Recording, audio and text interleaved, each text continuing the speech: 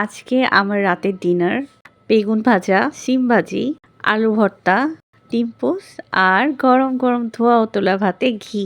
আমার খুব ফেভারিট একটা খাবার। খাওয়া স্টার্ট করি। সবগুলো আইটেম থেকে একটু একটু করে নিয়ে মাখিয়ে নিয়ে খাচ্ছি। খেয়ে বলছি কেমন হয়েছে খেতে। বিসমিল্লাহ।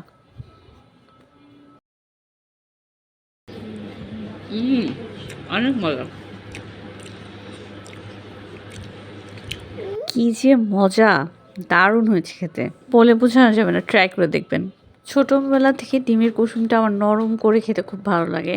আমার বেবিরা আমার মতো এটা পছন্দ করে। গরম ভাতে ঘিটা মাখিয়ে নিলাম।